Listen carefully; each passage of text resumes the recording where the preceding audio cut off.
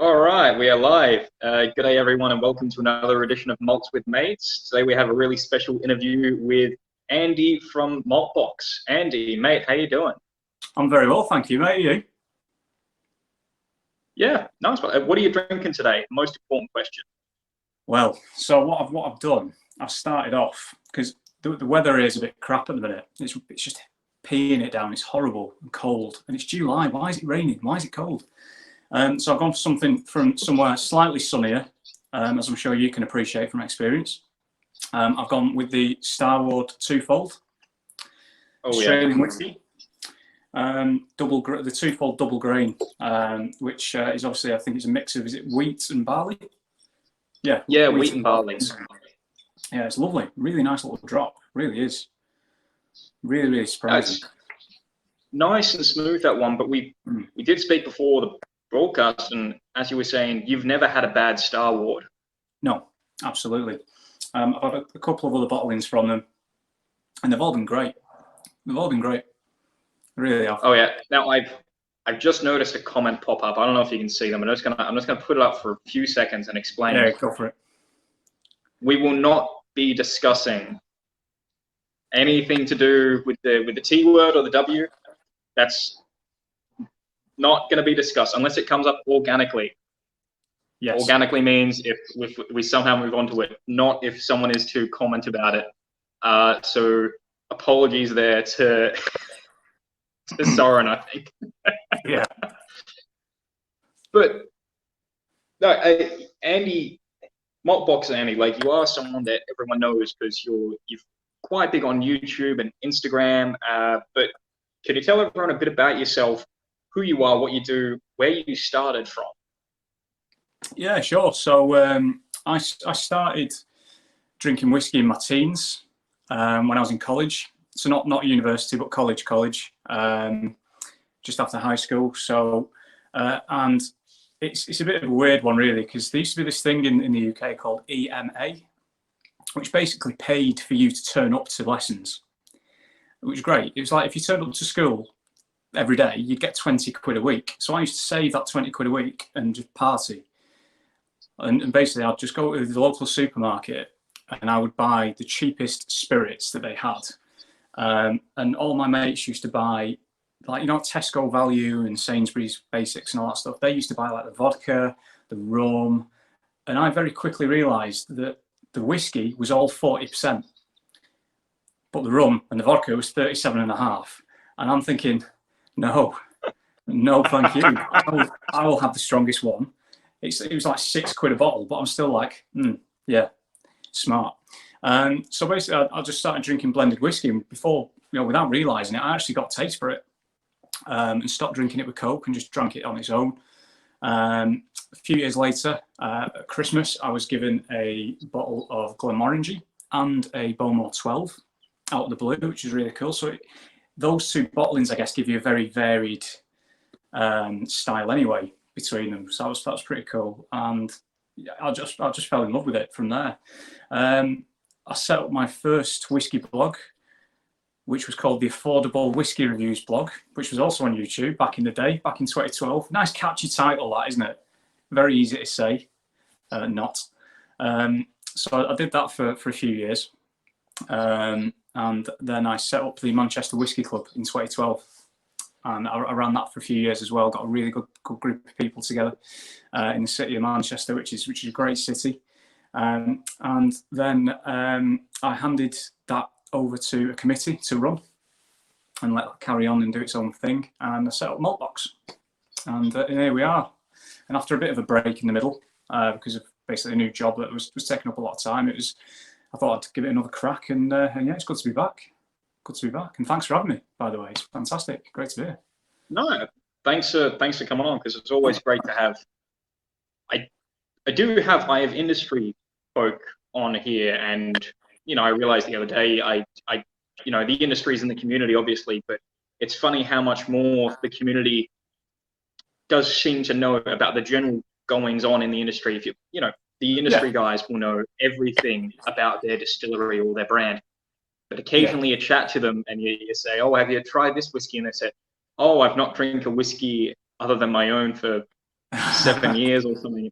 Sometimes they've got to say it, but other times they're serious. And it's good to have someone on, especially like yourself, because as you said, you've been almost 10 years. What was it, 2012? You said you started the Affordable Whiskey blog? I think it was, it might have been before that, to be honest. I think it might have been in 2010, 2011, I can't remember now. But yeah, it's been a while in various guises. People just can't get rid of me, I think. Well, I mean, I certainly hope no one's trying, unless you get like a really dodgy bottle of whiskey that definitely has poison in it. But at least they're still giving you something. That's something to brag about. That's true, isn't it? Yeah, it's better to have than have not. All right, we've got a good amount of people watching at the moment. It is mainly just the usual crowd from the circus. To anyone who's not in the whiskey circus, by the way, thanks for tuning in. And by all means, everyone, tell us what you're drinking. Simon, because you're driving, please don't tell us what you're drinking, because that would very much concern me.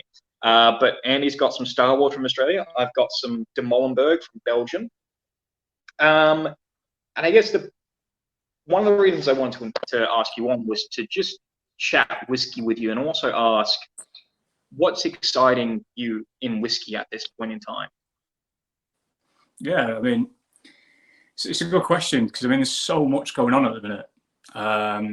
You know, not just in Scotch, where you've had quite a few distilleries. There was a little burst, wasn't there, about 3 or 4 years ago, where suddenly all these new distilleries were opening, and now you're starting to see the first initial products. I mean, you've obviously got like Kingsbarns and that, and Kingsbarns is doing great. But as well as in Scotland, you've got the English whiskey scene, which I've been quite a vocal advocate of, I'd like to think, because I'm a massive fan of a lot of the stuff coming out of England at the minute. And obviously the same's happening in Ireland as well. You've got a bit of a rebirth, so to speak, of the Irish whiskey industry that's arguably, and I don't mean this in a horrible way, but it's been kind of stagnant, I reckon, for the last decade. You know, I mean, you just had the big boys and people buying in whiskey from the likes of, you know, your Coolies and things. And nowadays you've got people that are looking to mix it up a bit. You know, obviously you've got Graham Cool at Dingle, who moved from Glenmurray. That's quite, you know, some exciting stuff coming out of there. And even the Bonders, such as JJ Corey, they're getting, you know, really great aplomb, quite rightly, for the quality of some of the stuff. It's great. There's just so much going on. It's actually quite hard to keep up with. And there's a lot of new releases coming out in the last sort of 6 months, despite COVID. You know, there's still been a lot of releases across the entire industry. To be fair, you've had some pretty high level things, you know. You obviously got a lot of good vibes from the Bimber releases, which I'm a big fan of. You had the English 11, the Lakes. Outside of that, you know, you've had the Glen Scotia Tawny that went absolutely mental. Massive popular bottling.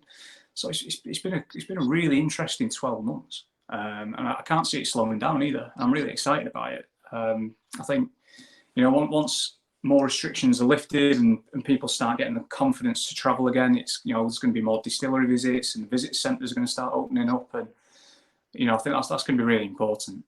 It's going to be good. Going to be good to get it all back to normal. No, definitely that. And you've said that you're a big fan of English whiskey, and from everything I've tried, English whiskey has been consistently better than a lot of other countries. You know, obviously Australia is the best country for whiskey. We all know that. We can all agree on that. Goes without saying. Yeah. Why we even talk about it? It's just obvious. So, I mean, how long was it until English whiskey hit your radar?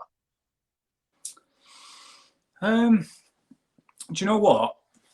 It didn't take too long, to be fair, because the first bottling of English whiskey I ever bought was the old Chapter 6 from the English Whiskey Company, when it was in that old branding with George and the Dragon on it, which was, I think, a 3-year-old ex-bourbon release. And, you know, I mean, at the time I saw it on the shelf in a little wine shop in Manchester that's not there anymore, sadly. And I thought, you know what, English whiskey, I'll give it a crack. And don't get me wrong, it didn't blow me away, and it was still a bit rough around the edges, and it was quite, you know, young, still quite spirity, quite new makey, even at 46%. But I could see the promise already. You know, it wasn't something that I drank and then spat out and thought, Jesus Christ, that's horrendous. It was something that was like, do you know what? I'm actually quite looking forward to seeing what that's like in 10 years or 5 years, however long it may be. And obviously, you know, the guys at St George's were the kind of the pioneers of the recent English whiskey scene, I guess. They were one of the first that went on the scale that they did, which set the path for a few other guys to join along the way, which has been great. You know, like you've got Cotswolds, Bimber, the Spirit of Yorkshire, Cooper King, White Peak, Dartmoor.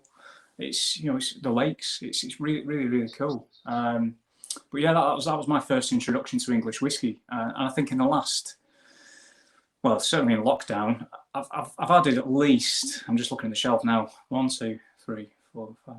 I've added at least 6 or 7 bottles of English whiskey just during lockdown, which, given, well, probably 8 actually. So I mean, given the fact that, you know, it's been 4 months, that's 2 a month. That's not bad going, considering it's, you know, a smaller whiskey scene.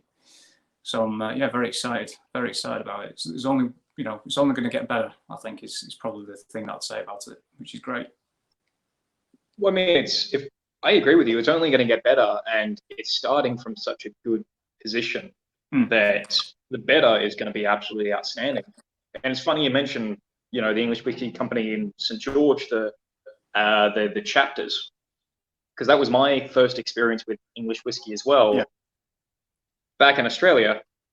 And I think I want to say it was chapter 5, maybe it was chapter 6, but it was that, you know, sitting down at a bar and looking around and going, English whiskey. Yeah, all right, I'll give it a crack, and then you taste it. You know what? It's not half bad actually. I want to order myself another one. Really appreciate it, and I do want to see what it's like when they come out.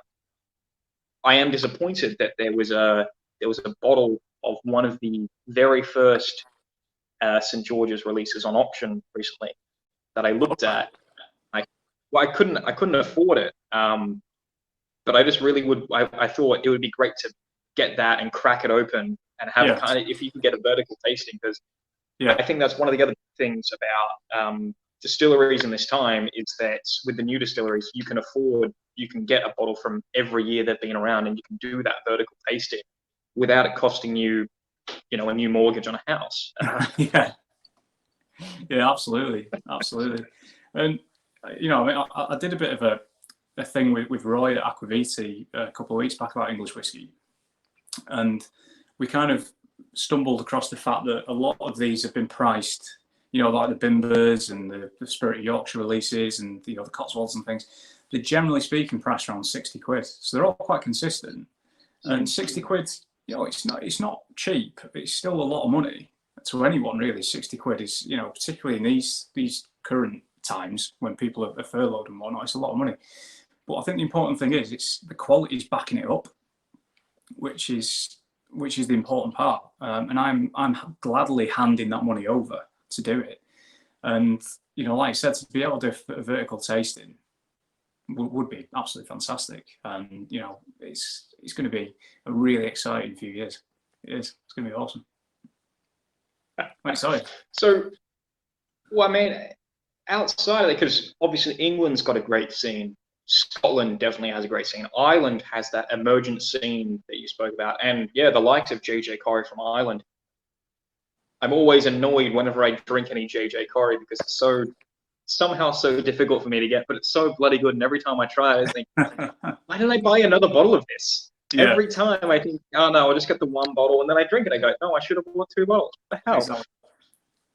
What about you know, the smallest, the most forgotten of the United Kingdom? What about Wales? What about the Welsh whiskey? Yeah, I mean, I've actually been quite a fan of Penderyn. In particular, it's a distillery I've visited. I know Steve quite well and Laura quite well. Really, really lovely people, very welcoming. You know, I mean, they've been around for years, and at first it was a bit like what people first said about English whiskey. People said Welsh whiskey. Like, what are you on about? Surely it's just Scotch or bust. And I mean, that attitude winds me up anyway. But the Penderyn are actually a bit like we were saying about the English stuff. It's good quality spirit. Like the actual spirit itself is really good quality. And you know, some of the single casks in particular have been fantastic. And actually, the bottle that I buy of theirs the most is their standard Madeira release. I just really like it. Some really nice flavours in there. And again, it's pretty affordable. You can sometimes find it in supermarkets. And they've enjoyed a lot of success because they've recently expanded. I think they put another still in the last 18 months. So they've got a new still in there. And you know, Laura's now you know, the master distiller there, and she's now got another distiller working with her. Which, you know, when I went, it was just pretty much just Laura running the show, to be fair, on the distilling side. So it's really great company, really great little distillery. It's really cool. It is. I love it. Again, Penderyn. The Madeira for me can sometimes be a bit too sweet, but they've got the the Rhiannon special release from them. That's a bottle that every time I do a whiskey order, I add a bottle of Rhiannon. I also add a bottle of Baines and a bottle of Starward twofold because you know they're three great whiskeys at great prices. You know, you've got to have your regulars that you bang into the order. But I have big hopes for them. Yeah, and then the smaller guys as well. You know, Arbor Falls, De Ville, all that. I think give them a couple of years, and I'm excited because Arbor Falls should be releasing their spirit next year. Wow, that's really? great. Yeah, 2021. Yeah, which I mean, I have no idea what the hell it's going to taste like, and that's the most exciting thing. Yeah, exactly. It's either going to be phenomenal or it's going to be, you know, okay, let's try this again. But yeah, I think the good thing is, and not to hark on about just the English scene necessarily, but there's, you know, let's face it, the Scottish whisky industry has set the standard and set, you know, all the kind of prerequisites, and I don't think the English whisky scene would be what it is without the Scottish compatriots. And I think that's the same for the Welsh industry, to be fair. It's one of those, isn't it? I mean, a lot of distilleries are still adhering to, not to the SWA regs, but they are kind of going along similar lines, but with a bit more flexibility, just to ensure they've got like consistent and good quality products, which I think is important. But yeah, now you mention it, Wales is an interesting one. Apart from Penderyn, it's a bit uncharted territory. You know, I mean, they've been doing it for years, and it's going to be interesting. I mean, because it's always, I do want to see that. I mean, that was something else. When I asked you if you wanted to come on here, and you said yeah, and once again, thanks for that. And I asked, what do you do in your spare time? You said you quite like you've gotten into gardening. Yes. Now this is a weird question, but I read a book years ago, and it was called The Drunken Botanist. Great little book, and it's all about every different plant that we distill, as every plant that humans distill to make alcohol or ferment to make alcohol. Cool. And I guess what would be your, if you could distill anything or ferment anything and make an alcohol from it, what would you go with? Joe, it's a good question, that. It's kind of tricky because I think at some point humans have tried to turn everything into alcohol. You know, I mean, you've got a thing like Baijiu, which it's horrific. It should be illegal, to be honest with you. It's the worst spirit I've ever tasted, and that's saying something. But yeah, do you know what? I don't know, because I think, you know, you've got a lot of experimentation at the minute, haven't you? And a lot of gin distilleries release wacky things, like ginger and rhubarb gin, which ultimately, you know, it's just grain spirit from somewhere else. Oh God, you've stumped me. I think one thing would be quite interesting is probably cactus, to be honest with you, because I know it's not something. It does work because sailors used to do it back in the day. Sailors used to do it. So when they basically, back in the 1800s and stuff, when people sailing around the world into the Galapagos and, you know, around the Cape and wherever, you know, sailors used to drink whatever they could. So they actually, whenever they used to land, sometimes they would just distill stuff, and some of them used to take a copper still with them, like a little one. And they used to, like, some of them used to distill like cactus and things like that. And I think that'd be quite interesting, because I'll just be really interested to sort of see what flavour it comes out with. It probably tastes like crap, but I'll drink it, give it a shot. I think there's, if anyone knows, if I'm talking shit here, feel free to correct me. But I think there was a fermented cactus beer called pulque. I think I remember I read it. No, I think I went to an alcohol show, and there was this little stand, and there was this one guy there, and he was making pulque, and he said what he did was an old way that, like, your Aztec Empire people would drink. They would pierce the heart of the cactus, and it would start making sap to heal itself. And then after a few days, you would pierce it again. It would kill the heart, but the cactus keeps on making sap. Boutique Dave has just come in and said that was the original Aztec beer. Yeah, and it's sweet. I remember tasting it and going, Jesus Christ, it's actually really nice. But I'll definitely, if anyone, Dave, if you know anywhere that can get some pulque for Andy, let us know. And I'm up for that. And I'm sure Sophie's watching. So Sophie, can we borrow your distillery for one day just to distill some cactus beer? Just one day.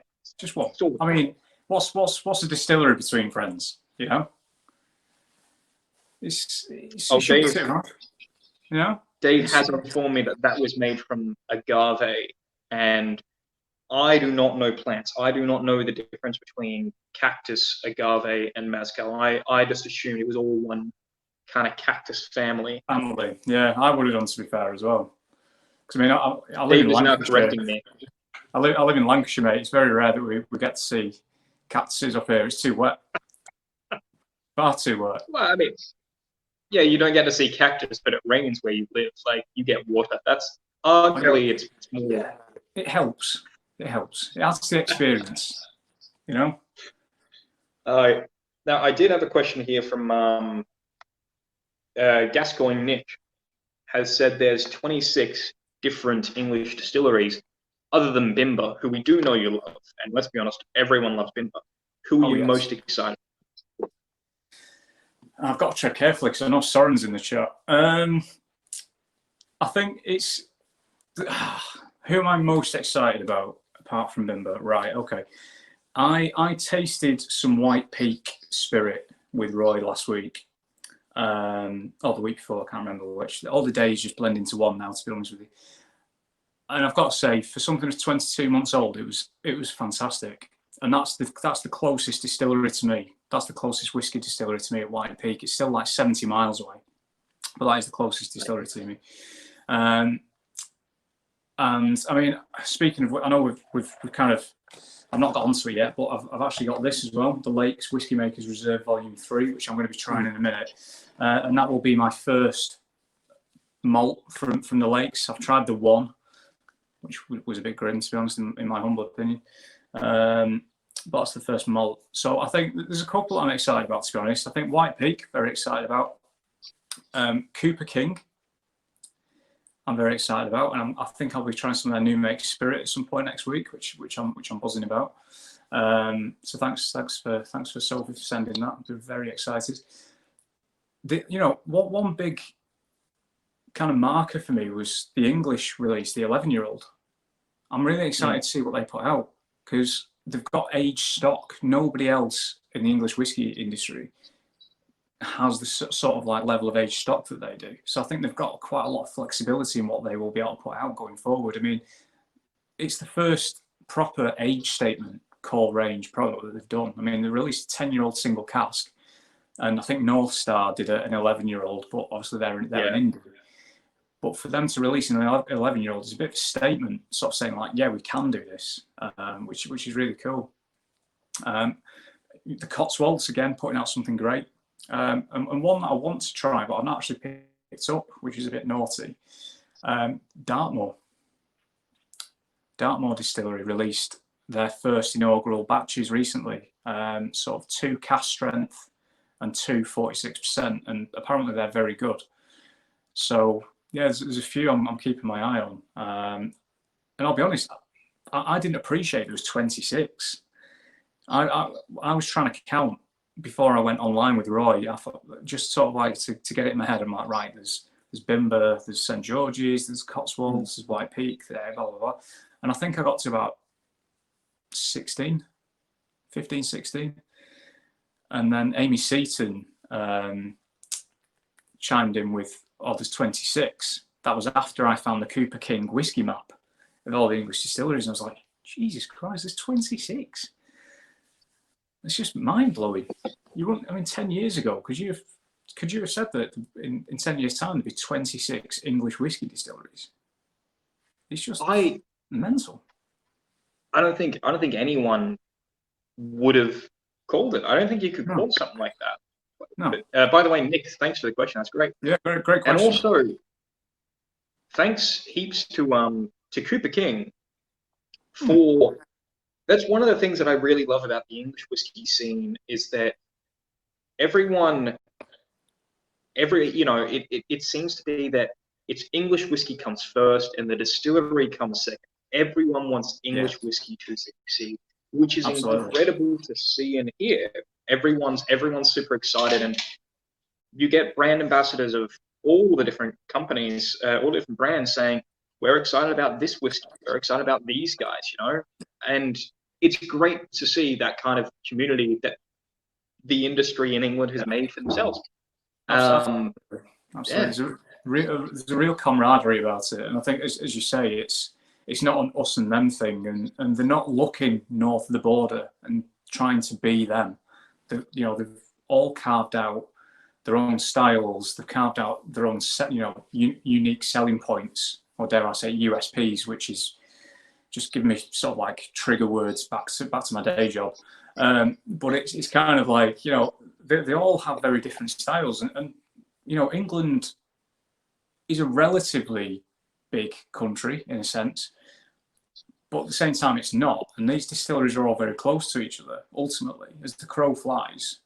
It's not the biggest country in the world, so the fact that they've all carved out their own sort of styles and things like that, and their own products. And one thing I do quite like about them all is and it's not something that really plays a huge part, I guess, in my personal decisions to buy whiskey, but the brandings are all quite interesting because they all take something from their local area. It's not just, the distillery name in a fancy font. You got like the Cotswolds with the pheasant on. You got the English Whiskey Company that has the picture of the distillery in the background, which is quite, picturesque and things, and reminds you of the Broads.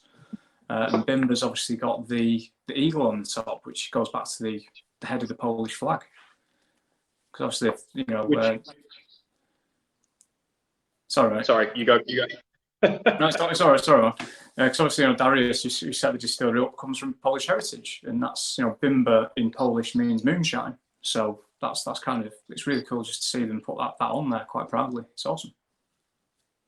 I love stuff like that. I think it is amazing. Dave has come in with more information about pulque and tequila, by the way. Yeah, let's do it. So the pulque was a fermented beverage from the agave plant. The first tequilas would have been made from this distilled pulque. And then tequila is made from blue agave. Mezcal can be made from any agave, apparently. And agave is not cactus. I do not know the difference, but thank you for the information, Dave, because that's, it's great to learn about stuff like that. You always want to. That's great stuff. That's good info. Is there anything that man doesn't know? Honestly, he's an encyclopedia. I'm struggling to think. Every time I think I need to ask someone about this, generally Dave is the first person that pops into my mind. Just anything. Do you know why? Because I think he keeps books in his beard. So if you've got a question, he just has a rummage around the beers, and there's a volume of Botanica in there. So he just gets it out, and he's like, "All right, yeah, yes, there you go. It is not a cactus." So, he's explained what he knows about pulque and tequila by saying, "I have Mexican family," but that doesn't explain the entire breadth of his knowledge, because he is, yeah. I, Yeah. If there's something worth knowing about alcohol, Dave will know it. well, that and he looks like a member of ZZ Top. He looks like the long lost member of ZZ Top, which like Slash's older brother, you know? Yeah, I get that. Yeah. I get that. I think that's what he's going for. Let's assume he is. Sorry, Dave, but we're just making an assumption, mate. I mean, ZZ Top, they had some magnificent facial hair, to be fair to him. I couldn't do that. I could not manage that. Apparently, agave is a succulent. Now, I do know that cactus and succulent aren't the same. They're similar, but different. Yeah. Good knowledge. Not completely knowledgeable. Oh, great knowledge. Not everything's gone out of my mind that I wanted to say. That was it. Gascoigne Nick. I want to add one distillery to that list that Andy said. The Oxford Artisan Distillery, Toad in Oxford. Some great stuff. Some really promising rye spirit coming out from them. I think in October this year they should have their spirit. Their whiskey will be matured. But I mean, it's exciting. It's a great time in whiskey. It's a weird time in whiskey, but a great time in whiskey. Yeah. Anyway. Absolutely. So you've moved on to another. You're moving on to another whiskey. I am, and it's sort of on topic because it is an English whiskey. So I've gone from Australia to somewhere a little bit wetter, in the form of the Lakes Whiskey Makers Reserve No. 3.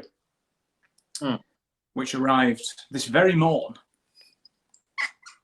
I'm going to bring that back. I'm not going to say this morning anymore. So this is a new release, 54%, and it's been matured in so many casks. Have you seen this? No. Tell us about it.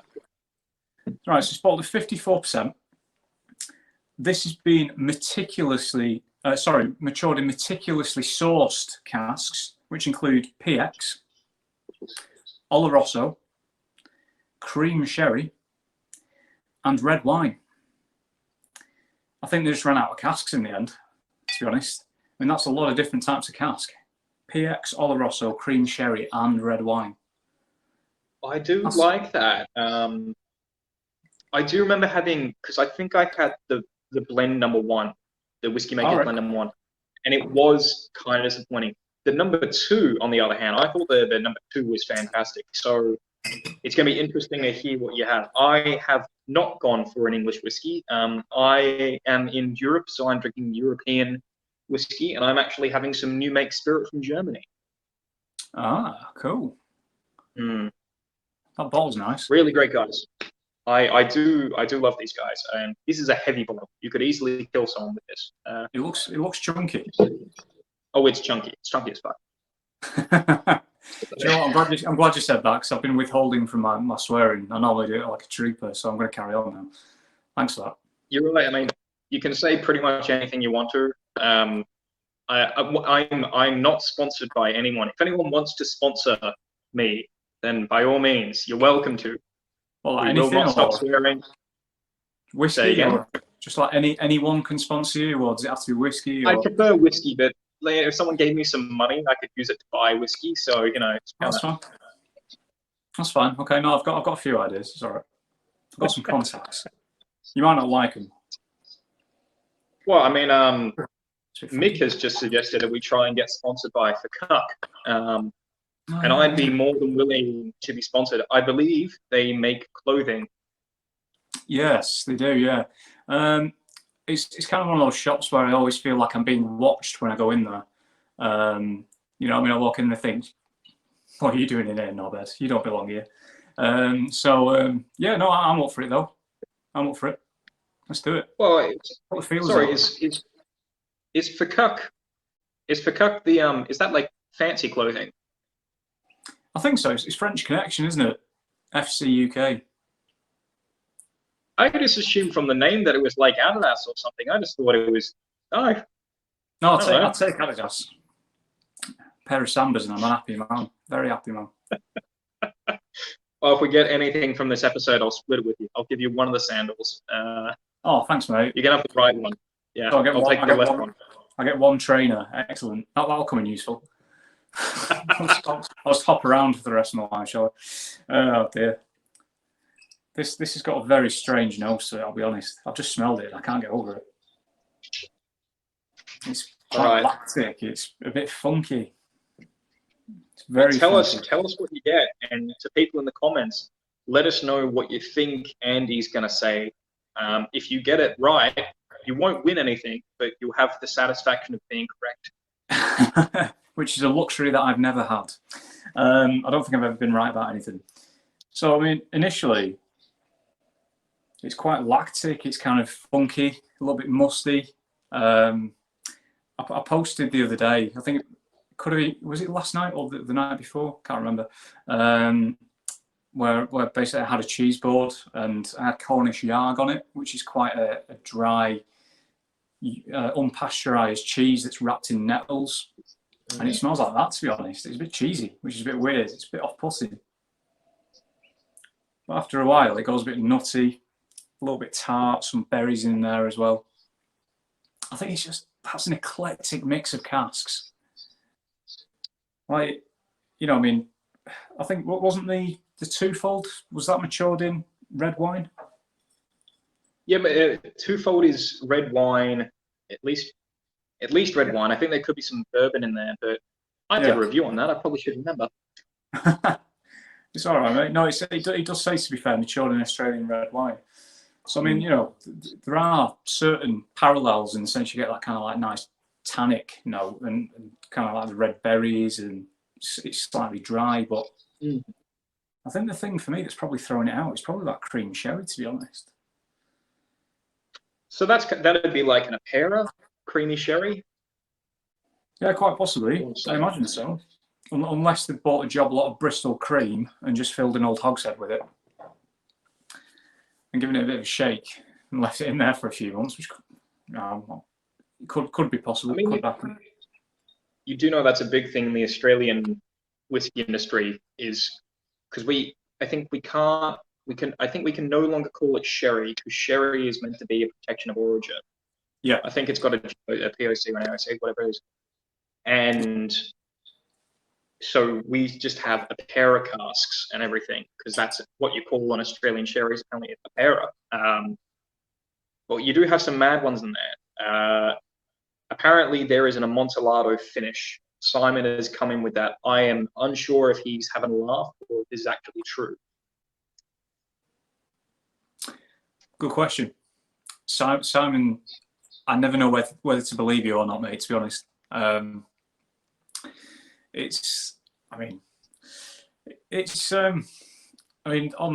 back to this, I've just tried it on the palate, and bearing in mind that this only came today, so this is only going to open in a matter of hours. I think it's definitely one of those whiskies that is going to need time in the bottle to air out.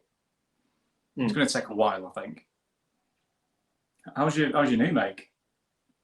The new make is really good. I have only a tiny bit left, so I'm going to need to order a new bottle, because I actually meant to review that when I ordered it a year ago, and I never did. So I'm going to move on to a little bit of Armenian brandy, because I'm getting into brandy, and 15-year-old Armenian brandy. It's pretty good. Yeah. Well, I mean, you know, don't get me wrong, it's not just France, is it, that makes brandy? It's pretty much a world over, isn't it? Anywhere where there's grapes, you'll find the brandy, and even fruit. I know Croatia's massive, isn't it, on fruit brandy and stuff like that. And Croatia, Georgia, Armenia, yeah. There was actually a lot of South Africa. We know from Andy's told us South Africa, and then a lot of Australian whiskey distilleries. I'm always going to bring this back to Australian whiskey, by the way. It's all right. It's all right, mate. I get it. It's fine. So a lot of Australian. I'm very interested in the whiskey scene in Australia, and the wine scene, to be fair. So please crack on. Fill me with your Australian knowledge.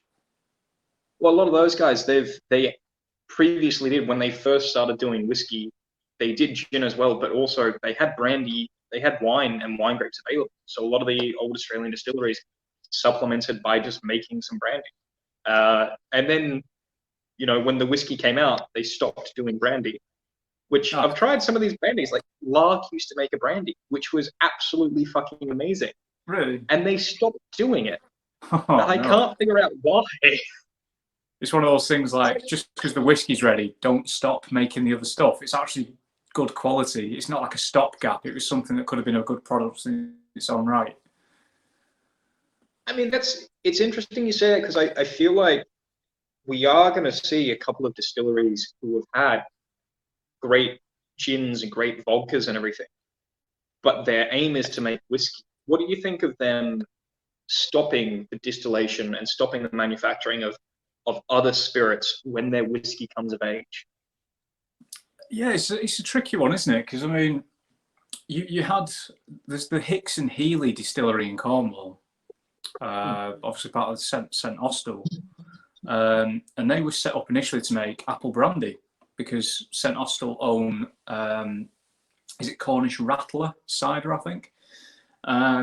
So it kind of just two and two together. There you go. There's your cider brandy, and it's very good. And if anything, they don't produce their whiskey as often as they do the brandy. I think they actually make more of the brandy than the whiskey. That's why the Hicks and Healy stuff's quite hard to come by.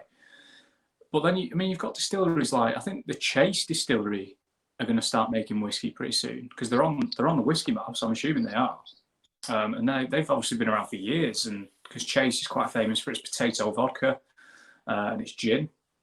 But I mean, ultimately, I think it depends on the setup, doesn't it? Because I think, a lot of distilleries do gin until their whiskey's ready because it's relatively straightforward to make. Because if you don't have the facility to make your grain spirit on site, which very few do, you just buy massive IBCs of neutral grain spirit in, add your own twist to the profile and the marketing, and you've got a product, a consistent and pretty readily available product. But I think once you get the whiskey involved as well, obviously you've got the whole thing around clean downs, cross contamination and things like that, and obviously the space. I think it's going to be interesting because I think particularly a few of the smaller distilleries have depended on that sort of lifeline to keep to start the income coming in. But yeah, I suppose you've got to look at Bruichladdich. I mean, I know they didn't start as a gin distillery, and they've only just, in recent years made the Botanist. But it's a great gin, and again, I think they buy the grain spirit in from memory, and obviously they manage because they've got separate stills, but they've got the capability to do that. So yeah, I think Henstone Distillery is an example where they're almost ready. I think again that's 2021 off the top of my head, where their spirit is going to be coming out, their whiskey, but in the meantime they're making gin. And providing they can manage it, I don't see why they shouldn't be making both. Oh yeah, I mean the man with all the information, Boutique Dave, has just commented again saying that Chase have been distilling whiskey since 2011, but Good no knowledge, whiskey Dave. has been released yet. I did not know that. Can we get Dave on a pub trivia team when all this is ended? Can we do a pub trivia team and just get Dave? Yeah, just Dave. But in fairness, I think the topic has to be alcohol or cigars. If there's a sports round apart from rugby, or TV, I think that's where we probably drop the points with Dave, to be honest. Because as far as I'm aware, he's not turned the TV on since 1974. You do have colour ones now, by the way, so that's cool. But yeah, it would be. I think if anybody, if I could choose one quizmate to have, it's got to be Dave. It's got to be, hasn't it? Oh, I mean, again, the knowledge is just endless, and the encyclopedias behind the beard. It's got to be done. It's just common sense. Now, Simon has chimed in again, and this is also something where Simon being Simon, we don't know. Standard, yeah. Yarm Distillery has just become number 27. Now, I have no idea if there is a yarn distillery. I don't have my other phone with me either. I'm recording on this one, so I can't even Google it. I have no idea. Yarm. Simon, we will look that up. But if that's true, that's fantastic. It's just because we don't believe you, Simon. Yeah, it's nothing and I'm personal. sorry about that. It's nothing personal. We just don't believe words you say. You know, it's one of them. I mean, if it is true, then great. The guys at Yarn Distillery probably are just like, I can't believe they don't believe we exist. But no, it's, you know, the more the better. I like how you say that as though someone from a distillery would watch this.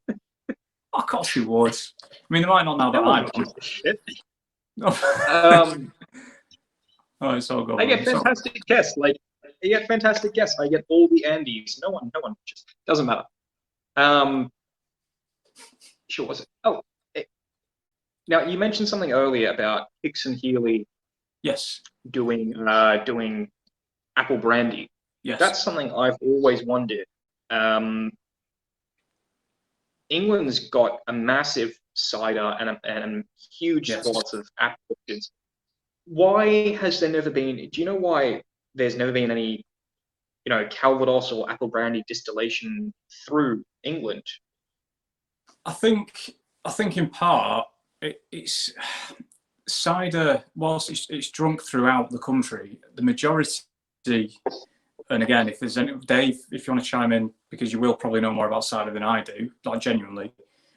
For me, like the majority of cider production is sort of like Herefordshire down, and down into the southwest. So like Somerset's obviously big, Herefordshire's quite big in terms of cider production, and I think a lot of certainly the bigger producers, a lot of their focus has been churning out what they can purely for cider. And it's all about the bottom line, like how many bottles of cider can we get out?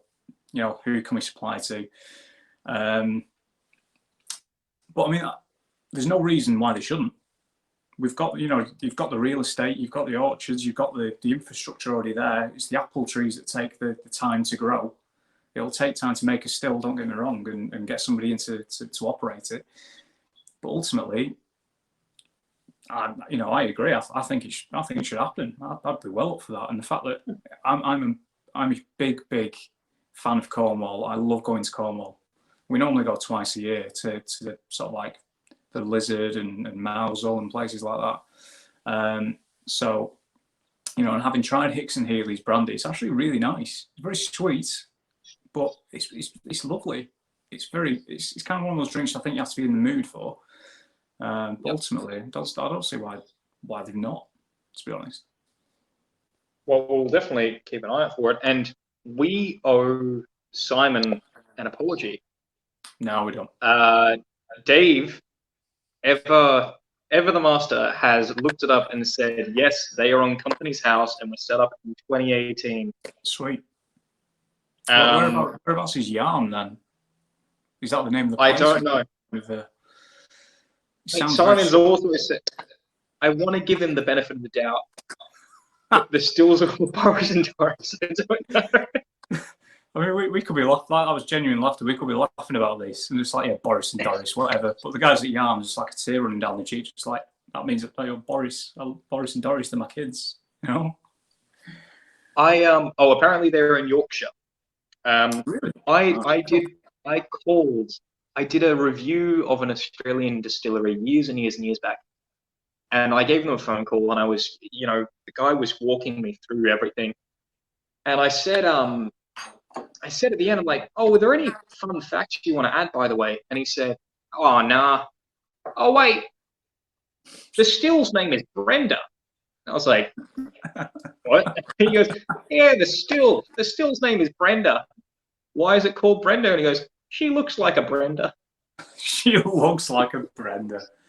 That's amazing.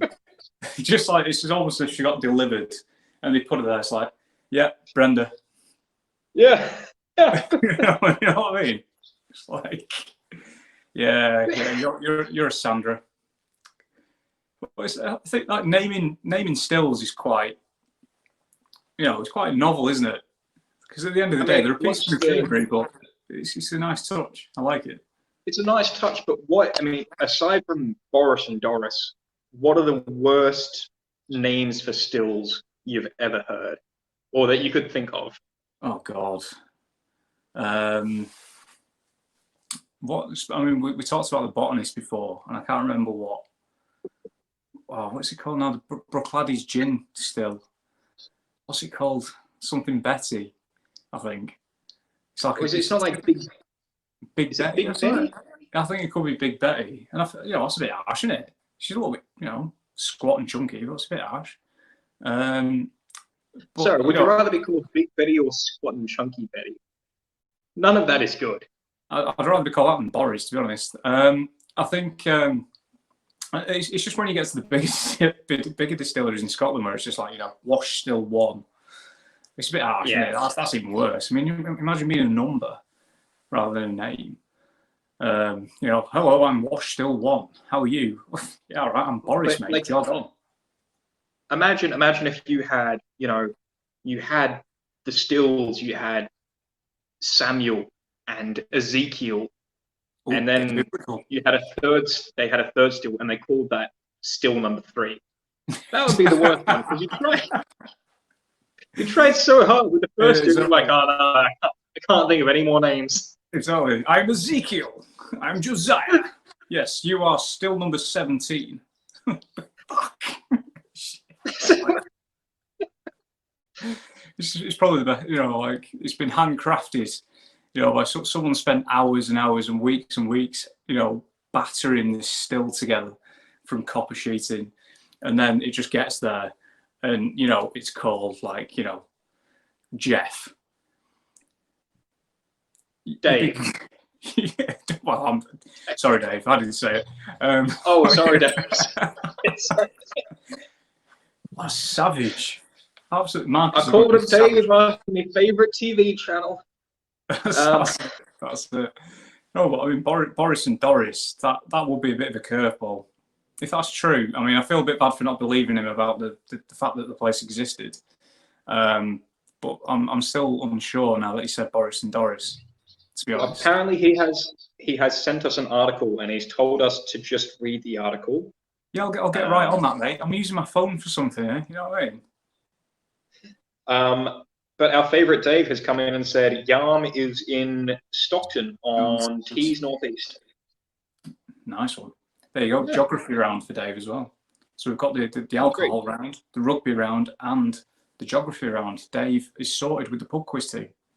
He's got that. He'd have the music round down pat. Like, that's him.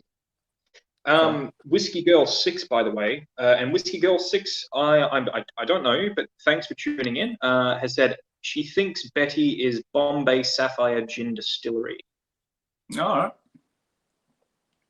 cool. Could be. Yeah, it's plausible. Anyway,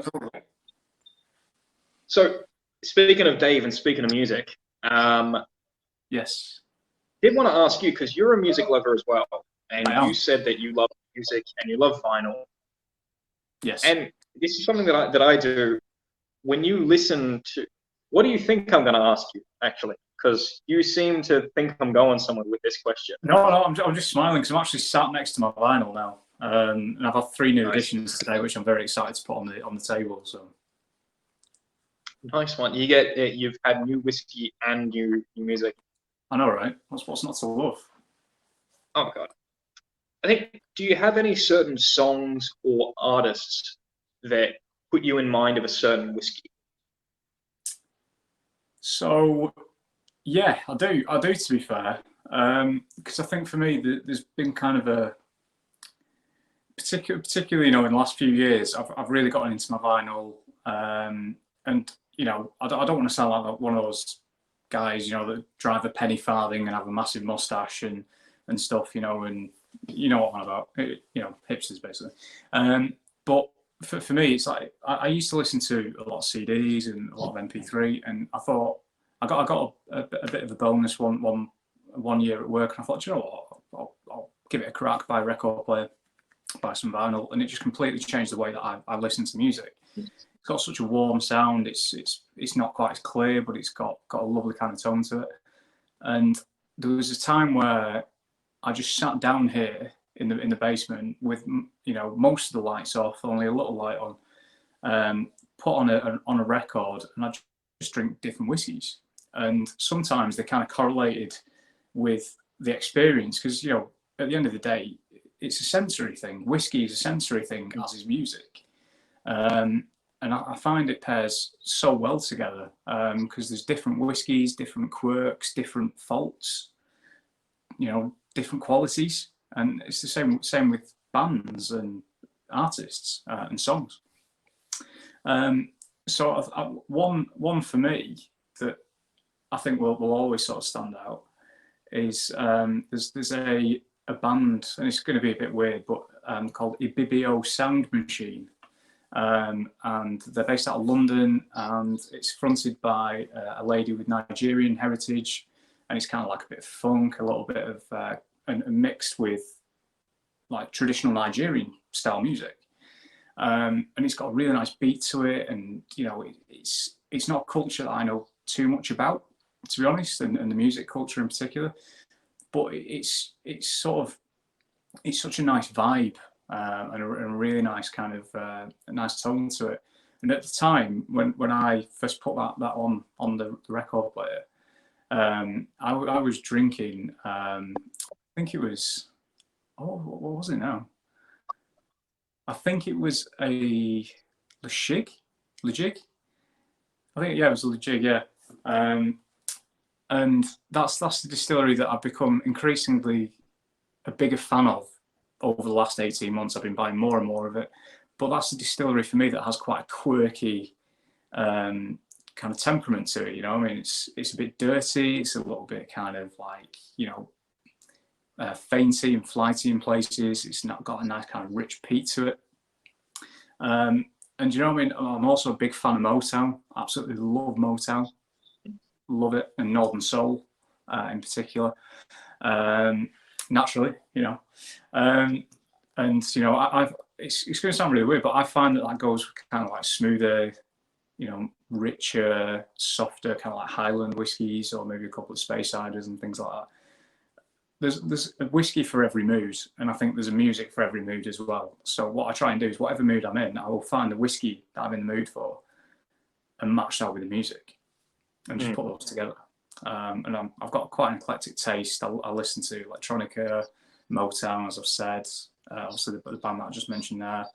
Some more heavier stuff, shall we say? Simon will probably know what I'm talking about. Because when I used to be in a band that was quite heavy back in the day, back when I could wear skinny jeans. I can barely fit in these, to be honest. I put jeans on. I do have pants on, by the way. Thanks for that. First time I've worn pants for 4 months. So now, you know, brilliant.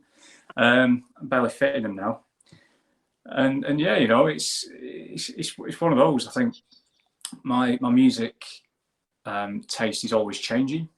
I'm always open to listen to new things, the same way that I'm open to try new whiskies, and it's just a really great experience, I think, just to pair something with that. And you can, you know, whiskey's a real kind of mood thing, like I said before, and I think it's just sort of matching those two things. If you get it right, it's just brilliant, absolutely brilliant. No better way to switch off than just to sit there with a dram and some great tunes. Great. I had one of my, I think it was about 5 days before I had to leave Scotland, which was, you know, that was a rough period. Because I love Scotland, I love England, love them both. Would love to move back. I don't want to cut across you, mate, but the background to that sounds like you were kicked out. Because it's only I to leave Scotland, and you know, I mean, it was a bit rough. It's like, go on, get out.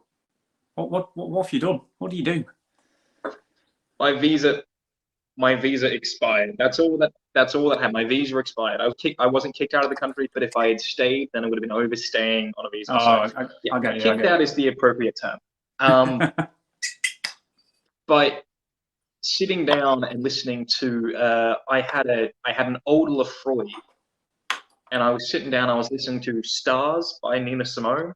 Oh yeah, and that was a great, you know, old smoky whiskey, Nina Simone. I think that really goes to that's absolutely, and I think particularly for sort of like your old sort of like soul music and your Motown and things like that. I love that stuff. I can just get immersed in it for hours. And the only thing that kind of like wakes me up from this zone that I get in is when the needle just slips off, and it's just like sort of jolts me back, and then I have to just flip it, and then that's kind of the cue to get another glass of whiskey to see what comes up next. All right. Speaking of which, have you moved on to a new whiskey, or is that still the? I've just poured another Lakes, to be honest. I mean, what I might do, to be fair, because the shelves are only there, so I could stand up and get another, to be fair. And leave that for later. What do you reckon? I'll tell you what. I'll let you choose. I've got quite a few bourbon and rye. I've got an extensive Deanston collection because it's just kind of a soft spot. Well, the rest of Scotland and England in the world. To be fair, I'll let you. I tell you what. Something.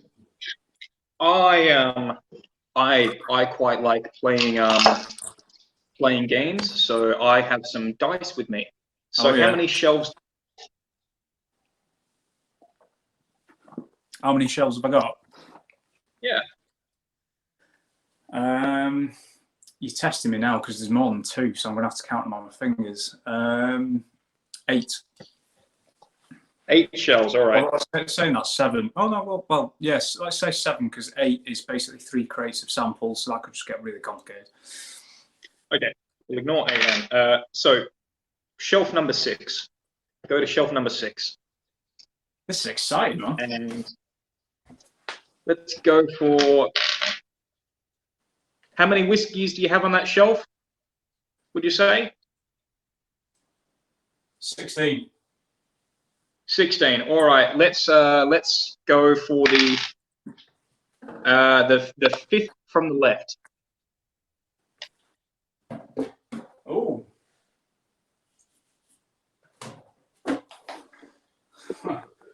Dice always come in handy. They are always useful. Oh, sorry, just stood on some bubble wrap there, so I do apologise. Interestingly, and you couldn't make this up. It's the Whisky Circus Glenmurray. So thanks for that. Excellent. I mean, it's an excellent drop, to be fair, but you could not make it up. I just sort of like went back and I even counted twice. That's what took me so long. 1, 2, 3, 4, 5. Nope. 1, 2, 3, 4. Right. Yeah, it is. So this is have you got one of these, by the way? No, actually, when the Whisky Circus, for those who don't know, the Whisky Circus is a collection of ne'er-do-wells that get together every Sunday to chat shit and get drunk. We try to be professional. We're not professional.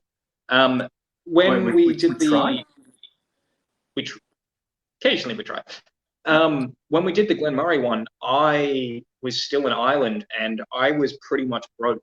I couldn't afford the bottles, so I had to pass up on the opportunity. But next one, I've got money I've put aside for the next bottling that we do. Well, I'll tell you what, mate. I'll send you a sample of this stuff then. If you've not got that, I'll send you a sample of it. Don't worry about it. Honestly, Andy, I can't really do any samples or order whiskey at the moment because I have no idea where I'm going to be in a week's time. Okay. Where?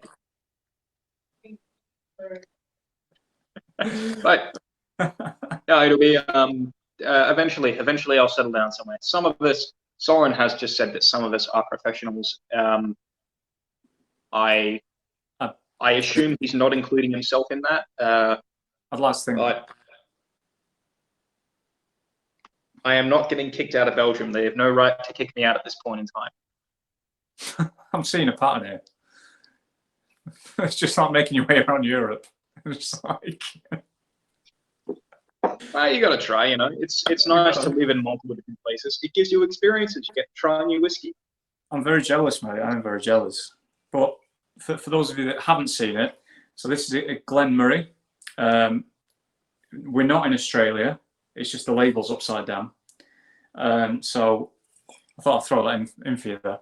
So the novelty being that the Whisky Circus requested this distillery exclusive to be upside down. So this is a Marsala cask finish bottled in 2020 because it's the distillery exclusive, so it's just been sat in the gift shop doing nothing. Say gift shop, visitor centre. Gift shop really takes the edge off it, doesn't it? Makes it sound like I can get a number plate with my name on it. Yeah, it's 57.6%, bottle 99. Non-chill filtered natural colour. It's the first time I've tried it for quite a while, to be honest with you. I'm quite excited to see how it's changed. Got a lovely, like pink-ish hue to it. Very, very nice. It's a great colour, and from what I hear, it is a fantastic bottling. For those people watching this, by the way, and aren't part of the whiskey circus, if you have a couple of mates that enjoy whiskey, it's a great idea to just start a little whiskey club amongst yourselves. Talk to distilleries nearby you, see if they can do your bottling, because it's something you remember for life, is being a part of a club like that. You might not remember every bit of it, but that's just, that comes with the territory. That's the best bit. The best nights are the ones you don't remember. All right. Now, by my count, I think that's your third whiskey. Third? Mm-hmm. Third whiskey. So, I think it's nice. We are tipsy enough, or we've had enough whiskey to head into the famed quiz and anagram section. Oh, I'm not even religious, but I'm going to do that. All right, let's do it. Just to be clear, I have very little credibility as it is. So yeah, I will. I'll see how much more I can damage that. Let's do it. Well, for the quiz, I've got 5 quiz questions and 5 anagrams. For the quiz questions, because you have whiskey from all over, I am going to give you 5 different distillery names, and you need to tell me the country that they come from. You can ask for a clue, and I will narrow down the part of the world. Right, okay. No props. Let's do it. Oh, sorry. Okay. So, get ready. The first one is, and for those who are watching and commenting, feel free to join in by all means. It makes it a great laugh. Oh, exactly. Yeah. Just don't tell anybody. Yeah, no. Feel free to just berate me when I get the answers wrong. Just do it. Just pile on. Let's do it. Let's make a night of it. No one who watches this show would tell you. No, not at all. Right. All upstanding characters. Oh yeah. First one is De Molenberg. De Molenberg. Wow. Okay. I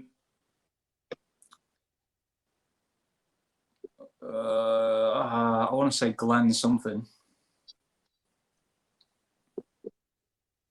As in, what country does De Molenberg whiskey come from? Ah, got you. Sorry, mate. My bad. I've even got the quiz wrong already, let alone the answer. Right. So which country does that went well.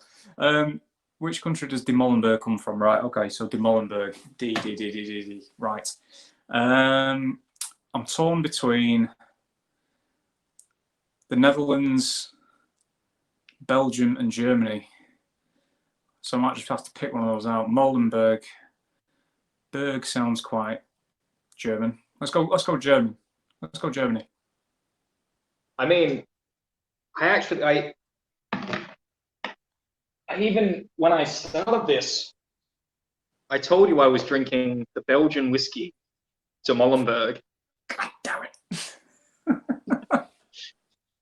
De Molenberg, which means the molehill, by the way, or the mole mound, comes from Belgium. And in answer to a question from Simon earlier, yeah, there is some bloody good Belgian whiskey, such as De Molenberg. It's great stuff. You should try it. I will attempt to bring some back to the UK. No, we'll see how we do with that. Cool, baby. So, all right. So not only did I get the quiz wrong and the premise behind it, I also got the question wrong. What more could possibly go wrong? It's only up from here.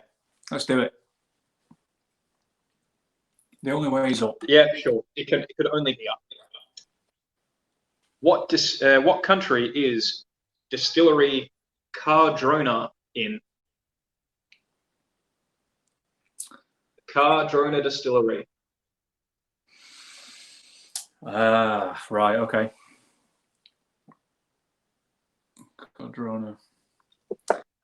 Thing is, I can't see the comments, so people are probably going, "It's such and such," and I'm like, And like, "You idiots!" And I'm like, Yeah, there's a reason I disabled the guests to see comments. Oh, I I did see. have some cheating.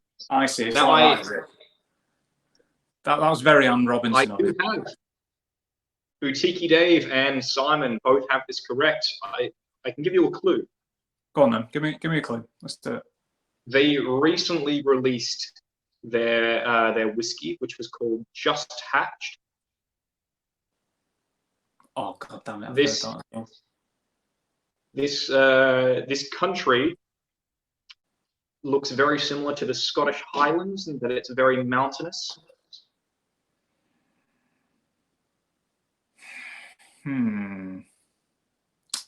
People ask if I'm from this country. Really? The Isle of Man? I'm joking. Don't be daft. I'm joking, right? Very mountainous. People ask if you're Austria. Soren's popped in with something good. Hobbits. Think hobbits. I mean, the Shire. Mordor? Like, Mordor's not a real country, sorry. Where was all that filmed? Oh, New Zealand. New Zealand. Oh my god, what an idiot. Oh god. Right, I've got you. Thank you. Cardrona Distillery. Yeah, they recently released their Just Hatch, which I've tried, and it is very good stuff, I've got to say. It's expensive, but you know, they have different laws, and obviously it's got to be imported and shipped over. Yeah. But very nice. The only New Zealand whiskey I've ever tried is Milford 15-year-old from way back when. How did you get a Milford? Oh, it was like probably no, it was for the whiskey club, so it probably would have been about 8 years ago or something like that. I tried a 15-year-old Milford. That's the only New Zealand whiskey I've ever tried. That's such a random. If you'd put Milford, I probably would have known. So, because I've had a lot of New Zealand whiskey, and I've never had a Milford because I've never been able to find it. You've had a Milford. When I was in Ireland, I found in Galway a bottle of Lammerlaw whiskey, which is a New Zealand distillery that shut down almost 20 years ago or something. And I don't understand how the UK and Ireland have all these Kiwi whiskies that you cannot find for life or money in New Zealand or Australia. It's all down to time zone. Because obviously those guys are like, you know, however many hours behind. It takes X amount of time to get over here. By the time it balances it out, it's years, isn't it? Well, there's a great question for you. If you were to I got to figure out the right way to phrase. If you were to fill a cask with whiskey, and put it on a plane and fly that plane around the world, would you technically speed up the legal definition of 3 years? It depends who you're flying with. If you're flying with British Airways, you'll never have any whiskey at the end of it. So the experiment is null and void. EasyJet, again, I mean, you have to have it on your knee. Does anybody really want a hogshead on the knee? Because it's not going to fit in the overhead locker, and I'm not paying £50 to put it in the hold. So, I mean, technically, I guess you could argue, but I suppose because I suppose the idea of time is based on a single point, isn't it? Where you never really have that single point. Well, the idea of time is based on, rotation of the Earth. Yeah, based to your current location. So that's exactly. See, this is why. I mean, on the same point though, if you've got a 10-year-old whiskey and you keep going the other way from where it was made, does that then turn it into new make? That's what I want to know. Exactly. Yeah. Damn, what have we started? We're asking the big questions. They are. This is the thing that people want to know. They don't want to know about, you know, Brexit or Donald Trump. They want to know that if you put a hogshead of whiskey on a British Airways flight, A, will you have any by the end? And B, if you go the other way around the world, will it turn into new make? It was 10 years old when they took off. Oh, honestly. If you put it on a Ryanair flight, then you'll have to move it onto a bus, and that bus will get stopped and stay for multiple hours. Can you count that? I mean, that's... Yeah, again, and I mean, ultimately, do you pay for the comfort package with Ryanair as well? You know, where you actually get a seat rather than standing up. Where would you put it? Anyway. Yeah, I don't think we'll be flying Ryanair anytime soon. I'm gonna have Brendan McCarran from Glenmorangie on here in a few weeks' time, and because they did the Galileo, which was sent into space, I am going to give him that question. Please do. I'll phrase it more scientifically. What do you phrase mean? it better? I don't know what you're talking about.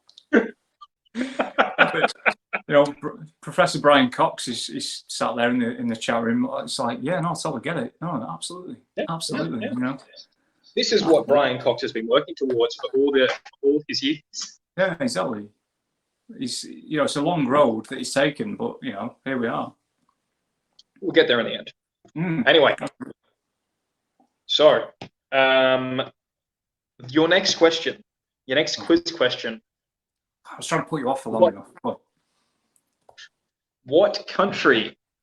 In which country does La Alazana distillery reside? Right, okay. Can I have a clue? South America. All right, okay, yeah, brilliant. That's thrown my two theories out of the water there. I am going to go with, and again, I'm just going to throw something out there. Let's go for Argentina.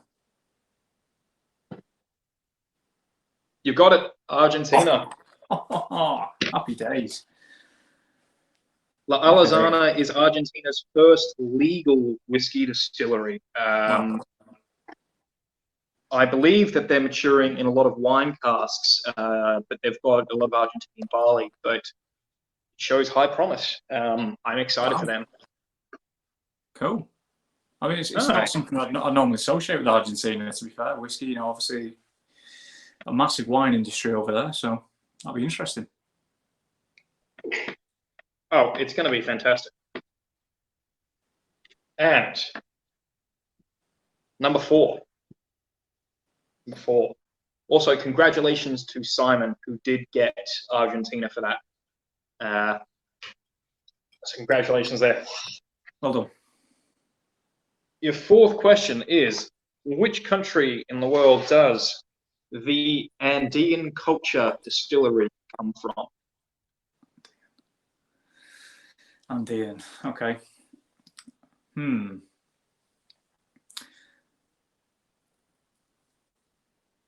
want to say Spain, but I could be wrong. How many clues am I allowed? I mean, you're allowed it. You're allowed as many as you like. Really, I can't promise there will be good clues. Give me a clue that you can't promise will be any good. It's from South America once again. Oh, okay. Andean. Simon is correct. Peru, what was it? Peru or Chile? One of those two. Oh God. Oh, do you know what? I'm just gonna go for Mexico. Let's go for Mexico. It's not one of the Mexican distilleries. Do you want me to tell you where it is? Yeah, go for it. I'm interested. It's from Bolivia. Bolivia. Wow. Bolivia. I would never guess that. So, talking to them, I think they are now taking the cake for world's highest distillery. they definitely have the largest temperature fluctuations. I can imagine. And humidity fluctuations, because you can imagine the heat in the day and the cold amount. They are in the mountain range. Yeah. They are extremely high up. They have I believe it's a corn. They have a corn spirit out called Killer, Killa, which is quite good. Where This is what I do. That's like, that's the most, how did you even get hold of that? Like, that's the most random thing. I could, if I go into, you know, I bought some from them. Ah, nice. I bought it and they shipped it to me. Oh, sweet. I didn't realize you could just go straight to them. I didn't mind saying that until 5 minutes ago. I didn't even realize it existed. Well, I should point out, all I do is drink whiskey from weird countries and make up anagrams. That's all I do with myself. I'm assuming you don't do it to make the anagrams. That's just kind of like a little added bonus, right? Say it again. I'm assuming you don't just buy it to make the anagrams. That's kind of like an added bonus. No, it is an added bonus. I do love anagrams, but it is just an added bonus. Okay. So, you got... Oh, Christ, we've still got one left. Let's do it. You've got 2 out of 2. 2 out of 2. So, your last... It's not my GCSE results. Your last, where do they come from, is Mo Distillery. Mo? Mo. Okay, right. Well, I'm definitely going to need a clue on that, because that could be anywhere. This is European. I can tell you that much. It's European. Specifics. It's Northern European, but it's not one of the obvious ones. Northern European. Okay. Is it in Scandinavia? No. No. Right. Northern European distillery, not in Scandinavia. I'm going to go Estonia. Fucking nice, yeah. Hey, yes. Yeah. Get it. Mo Distillery is from Estonia. They have released their first batch in 2019, and their second batch should be ready for release next year. Until that time, the other Estonian whiskey is, I think, from Broken Bones. But yes, Estonia, with centuries upon centuries of vodka heritage, is now distilling whiskey, which is extremely fun. It is. All right. So let's see. Paul got that correct. Jason said it was in Springfield, which I wish that were correct. That was my second. That was going to be my go-to if Estonia bounced back. I think I would have given you a bonus point for that. Like, I should have just gone straight in with that.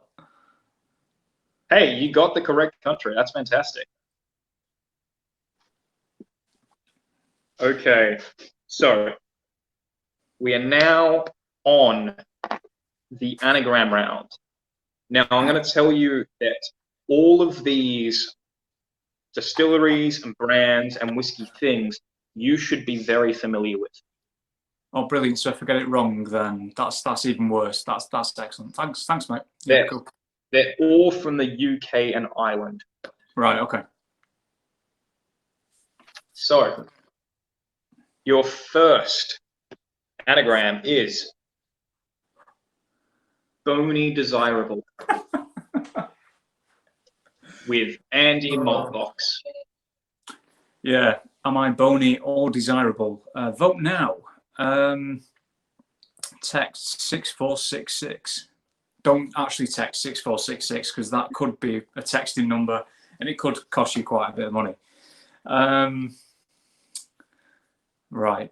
Bony desirable.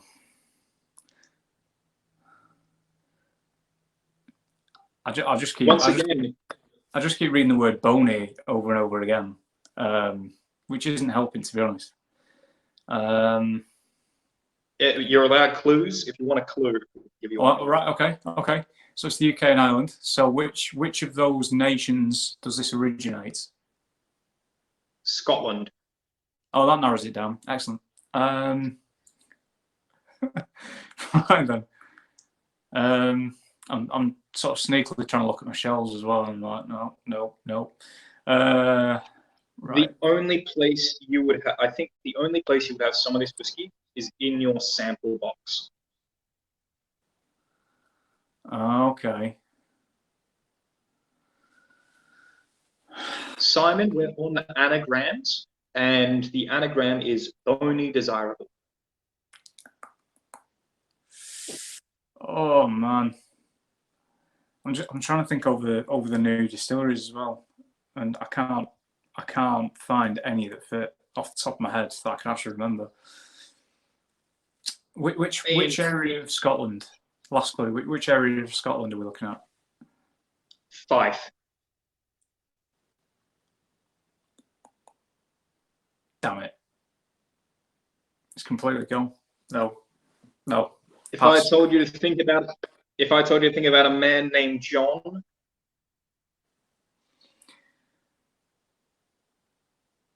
Friar Okay. John Call, Oh man.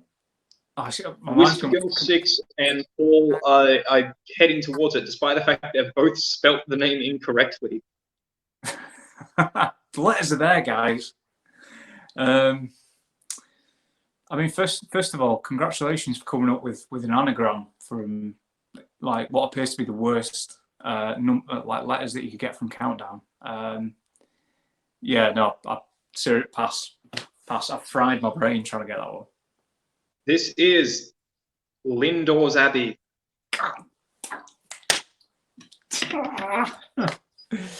Oh, that was what I had the Y in my head, and I was like working back. Like, who's got the Y? Who's got the Y? Lindor's Abbey. Well done to you guys that got that. Yeah, Lindor's Abbey is an anagram of bony desirable. I thought that was a bit of foreplay, to be honest. That's what distracted me. I thought you were trying to tell me something, but never mind. Because I'm not wearing pants, so. Well, it's all right. Neither am I. I lied. All right. First one to stand up loses. Some point in time, I'm going to have to get more whiskey. Your second anagram is like an owl. Linkwood. No, there's two O's in Linkwood. No. I should point. This is not from Scotland. Oh. Nickelback. No. Killowen? Yeah, Killowen Distillery. Sweet. Nice one. Second goal. Nickelback wasn't a serious answer. Honestly, kind of. Was a little bit. To be fair, the only thing that came through was nickel. I thought you were just shouting out words you could see. Yeah. That's why I said Nickelback. So it's probably a good job that it didn't come through in its entirety. Absolute abomination to the ears. Okay, so here, and I think the best part is you've mentioned this distillery. Oh God. On this broadcast, not just in general. That would be too difficult. I can't remember what we said 10 minutes ago. Neither can I. To be honest, you mentioned this about an hour ago, I think. That sounds about right. Anyway, the anagram is pre-cooked gin.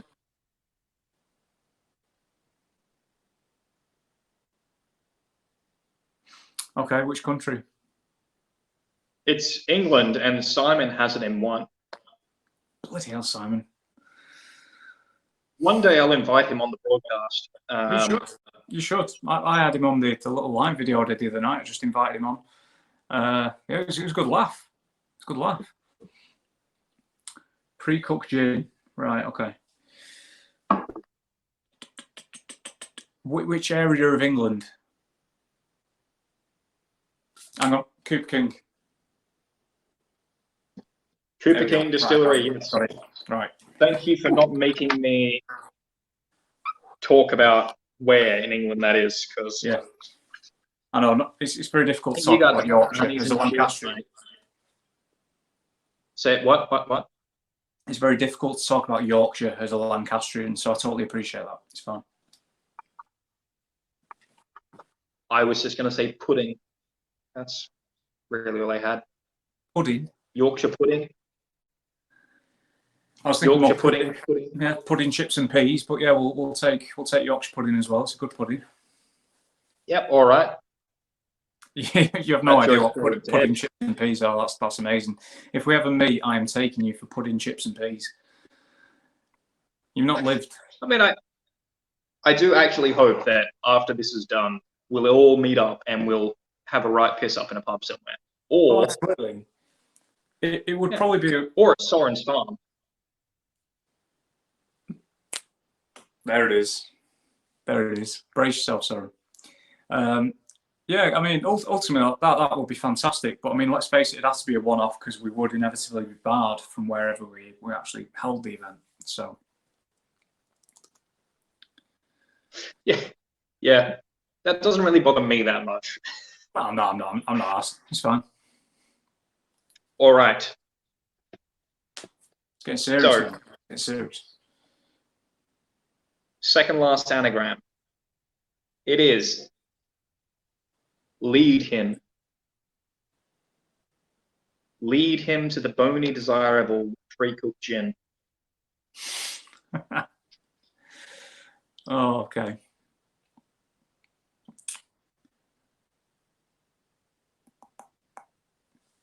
Right, which country? Which country in the UK and Ireland have you not had? Wales. Yeah. It's not Heimdall, Simon, but that's actually a great suggestion, and there should definitely be a distillery called Heimdall Distillery. That's fantastic. This is where my Welsh whiskey knowledge is going to let me down, because the guys that have kind of stolen the spotlight for the past X amount of years are the ones that I've been focusing on. So I do apologise to the other Welsh whiskey distillers. I can tell you they make a organic single grain whiskey.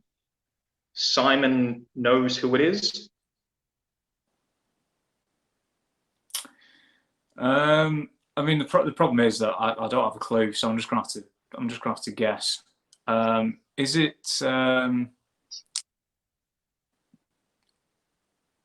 Amledai? Deal him. It starts with a D. It does start with a D. Okay, brilliant. That's only 6 other letters that I've now got to rearrange in the correct order. Yeah, I know which letter D is. D, then A, so it's star. This is like being back in high school doing my GCSEs. This is D. D.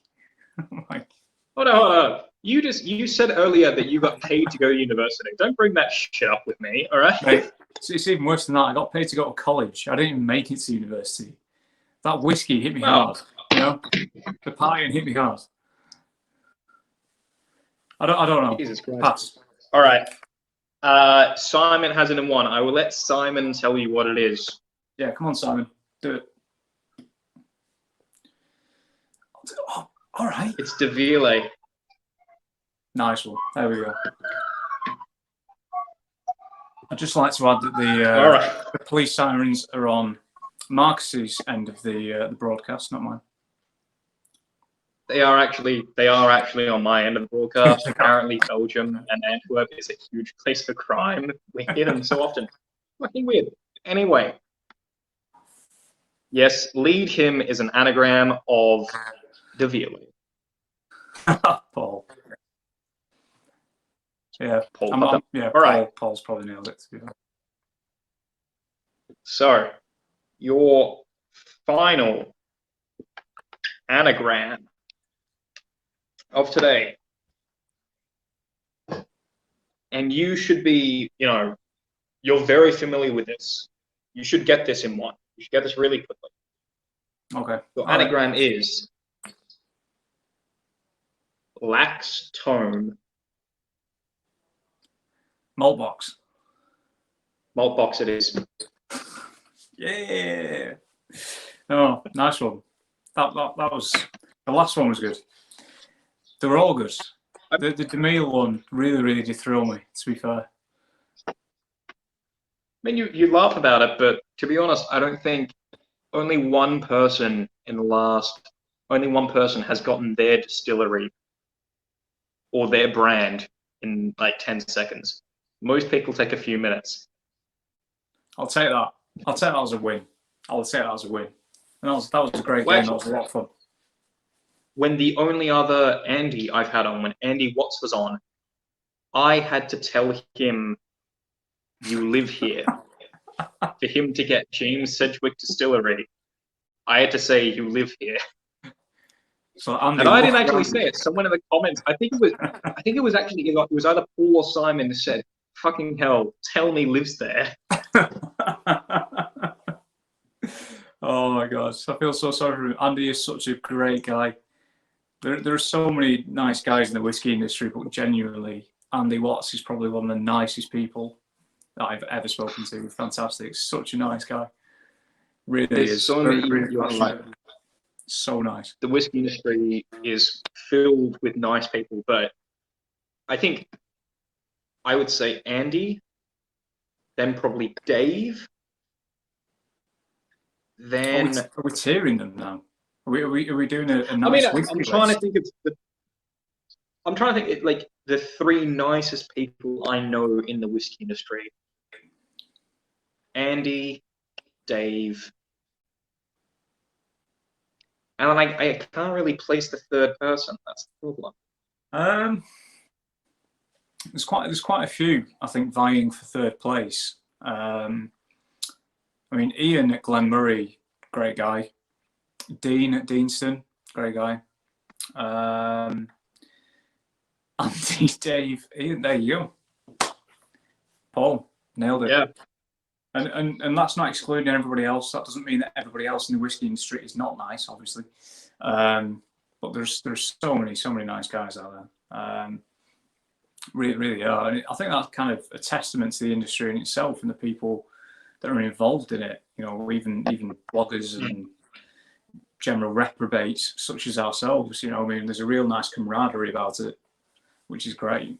Yeah, I mean, people have their opinions and people have their differences and have the pet distilleries and the distilleries that we don't like so much. But ultimately, we're all there for one reason, because we all love whiskey and we're all talking about whiskey,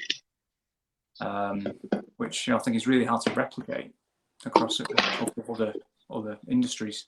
So, well, no, I definitely think you've got to talk to. If you didn't talk to someone like Dave, you wouldn't get to know stuff like boutique and everything they do. If you didn't talk to Ian, you wouldn't know about Glenmurray. If you didn't talk to Andy, you wouldn't know about South Africa and their whiskey, because he has such a passion for it. So you got to talk to everyone, because everyone has a passion, and the more people you talk to, the more whiskey you discover, and that's the fun of it.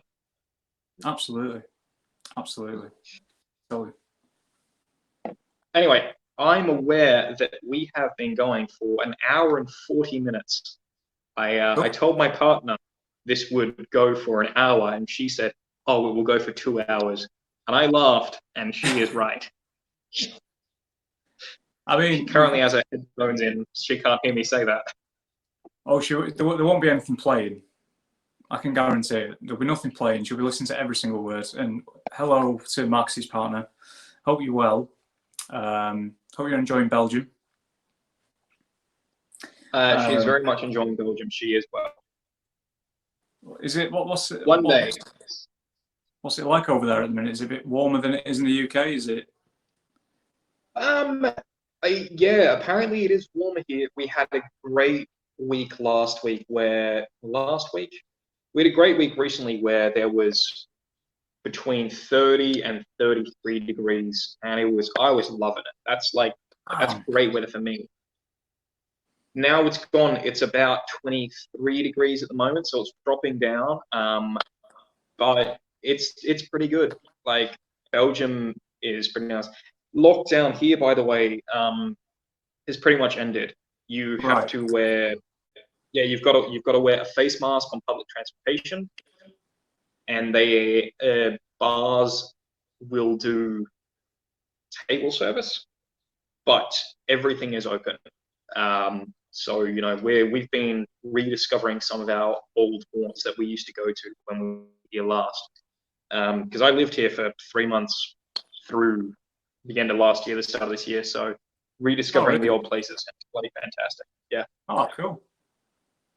Oh, that's Yeah. fantastic. Yeah. Soren earlier said 50 countries in 50 weeks, and he's not completely wrong when he says stuff like that. I just don't like to think Yeah. about it. Yeah, that's it. Puts it in perspective, doesn't it? Oh, yeah. I mean, I guess as well, to finish up on, you are Andy from Maltbox. For anyone who is watching this now and in the future and is not aware of where they can follow you and watch your tastings, watch the interviews you go on to, where can they go to keep in touch with you? Yeah, so my reviews are posted on YouTube.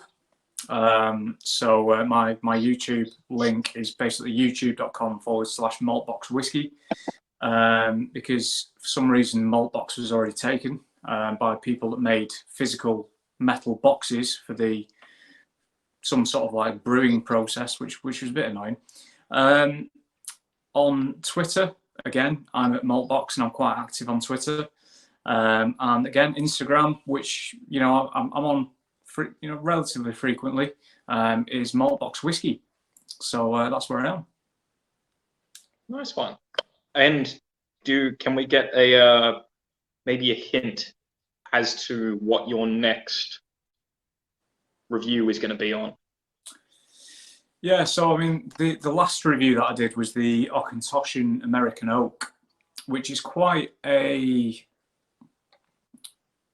basic, accessible, widely available single malt. It's not a world beater, but it's also not the worst whiskey I've ever tried. And the idea of that was kind of doing 3 whiskies that I had kind of not tried for a few years, or also some that I've not tried since I started my whiskey journey. So that includes things like the Boonhaven 12, because I've not tried that for years. But the next review is actually going to be a Chivas Regal 12 review, which everyone's done to death, to be fair, but I think it's like a rite of passage. It's one of those whiskies that I wanted to see how much it changed. And that's the entire point of the next few reviews, just to see how much the whiskies have changed and see how I've changed in terms of my senses and my tastes. So yeah, that's the next one. So the Chivas Regal 12, then the Boonhaven 12. And I think I'll probably review the Lakes after that. So yeah, they'll all be coming in the next couple of weeks. Nice one. Well, I mean, we look forward to it. Hopefully we can get some more. Yeah. Hopefully we can make sure we tune into all of them. Now I had a few other questions for you. Yeah, go for it. There's some general stuff, but I guess the biggest thing I wanted to ask you is that you mentioned that you're excited to start traveling again. Yeah. When lockdown finishes and we can go back to normal. Yeah. Where are you hoping to travel to? Is this something that you and the partner are going to do, or is this something that you're going to do yourself and you're going to go see distilleries? Yeah, well, I mean, it's kind of typical because my wife and I kind of got the traveling bug about a year ago, 18 months ago. And I think one of my favourite places in the world is Italy. I absolutely adore Italy. Like the food, the people, the wine. I love getting immersed in the culture. I try to speak Italian where I can until I've run out of words, and then I feel incredibly embarrassed. But like for me, I kind of like the off the beaten track places, like sort of like some of the random sort of like coastal towns. And I've been to Bologna a couple of times. I love Bologna, a great city, fantastic food, and Modena, Parma, places like that. And we had plans to go back to Bologna this year.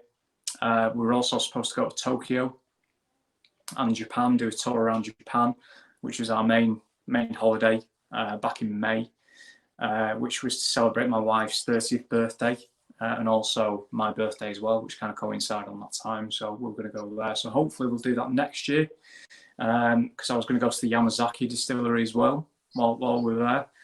I understand Paul, who's watching at the minute, was actually in Japan when his tour was cancelled because of COVID, which is like, you know, awesome to be there, but also like terrible that was cancelled. And you know, I kind of want to get a little bit further afield. Like we've got family in California, around San Francisco in the Bay Area, where we went a couple of years ago. I'd love to go back there and maybe explore a little bit further into America, and ultimately I want to get into like kind of like Australia, New Zealand, and around Europe again. You know, I mean, I miss Europe. I love Europe. I love being a part of this for now, kind of united area.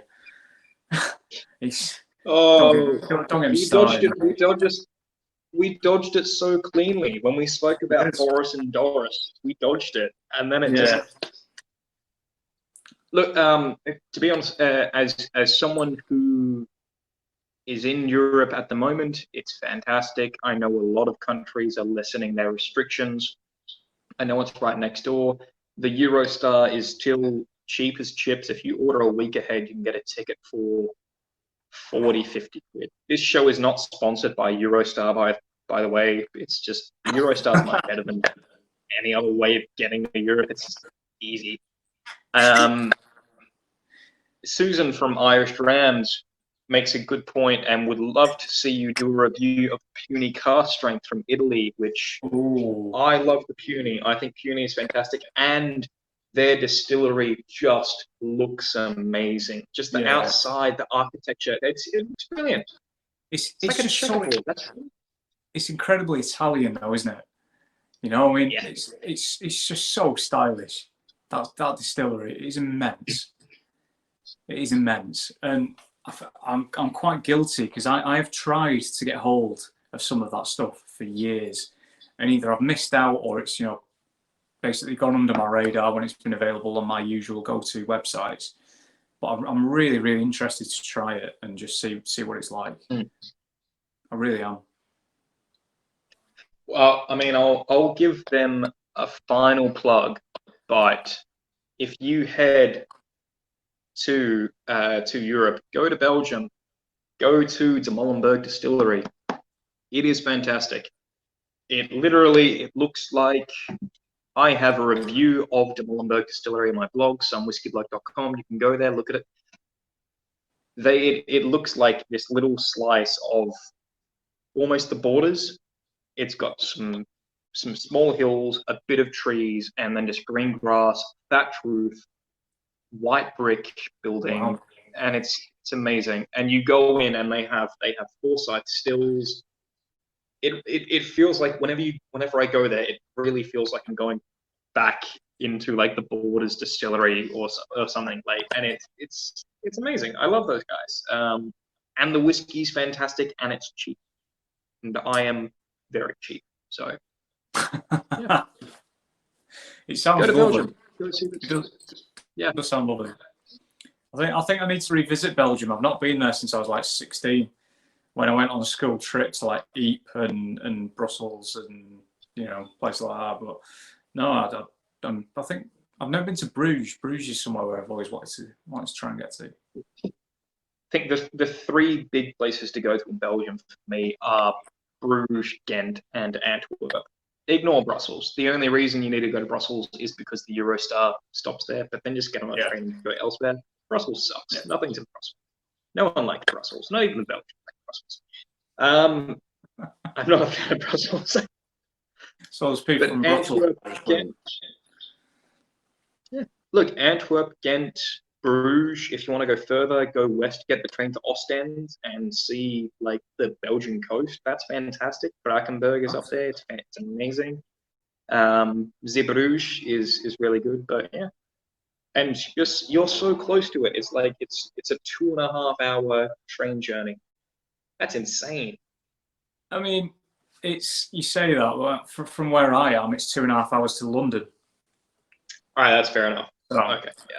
So at that point, that's why, as much as I am quite eco-conscious, for me, it's ultimately a £40 EasyJet flight, as opposed to 100 odd quid to get to London in 2.5 hours, and then 2.5 hours from London. So it's it's a bit of a difficult one, but ultimately, All right. Think of it this way: do you have a car? I do. If you take the car to Dover or Hull, whatever it is, and you get the Eurotunnel, you could go through all. Say again. Do you say Dover or Hull? Yeah, I don't know where it is. I do. Folkestone. No. My partner has just told me it's at Folkestone. Yeah, but I mean Hull, Folkestone. Look, never mind. Let's. Yeah. To be fair, I'm from Australia. Right? These distances don't mean that much to me. If you do that, you could go around Europe filling up the car with whiskey from different places, and then you could bring it all back with you. If you fly, you only have the one baggage. Even if you catch the Eurostar, you can take up to 3 or 4 bags with you. It's longer and it's more difficult, but you could fill one of those bags just completely with whiskey. That's actually really tempting. I mean, our car is quite economical as well. It's only a 1 litre. It's a 1 litre Audi A3, so it's got quite a lot of space in it as well. So that's not bad. That's not a bad idea. I'm tempted. What is it? What's the top speed? What, like 85 kilometers? Jesus Christ! A 1 litre. Yeah, no, it's a turbocharged 1 litre. It's only like 120 horsepower because it's got like a little turbocharger on it, but it's still pretty economical. That'll get them to Belgium in no time, but it's tempting. I never thought of it that way. I'm thinking of the time. I'm not thinking of the capacity of my boot, which I probably need to do. Think if I put the seats capacity. Down, think of the savings you would make on the amount of whiskey you could buy through Europe while traveling and going on holiday, and then going back, and you have all that whiskey with you. You could make another 8 shells. That is so tempting. That is really tempting. You've sown the seeds. My only issue is I'm not quite sure that my wife would thank me that the first trip post lockdown is dragging her around a load of distilleries. Highlight for me, absolutely amazing. But she'll probably be like, why are we going to this random town in Belgium? I'm like, oh, this is a fantastic distillery. She'll be like, of course there is. Right, yeah, brilliant. Right, yeah, excellent. Right. I'll say 2 things there. Firstly, to Whiskey Girl 6, thank you for coming on. She has just said it was a great show, great crack. Thank you for coming on, and thank you for joining in with us. It's always great to have new folk on. It's always great to speak with you. To Andy, for that, the great thing about a car is you could, hear me out here, you could drive and drop her off. Like, you could drop her in like Mechelen, in like the Grootmarkt in Mechelen, where there's like vibrant culture and shopping and shit. And then you could drive to the distillery.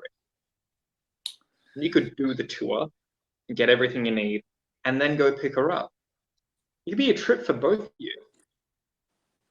Yeah, it would. I think the difficulty is that, booting my wife out of the car just slamming the brakes on, opening the door, and just say, right, out.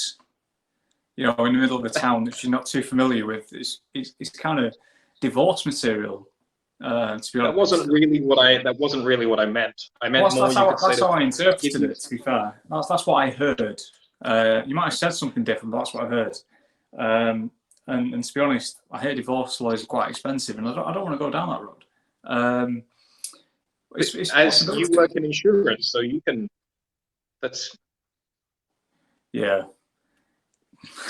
I mean, that was a joke.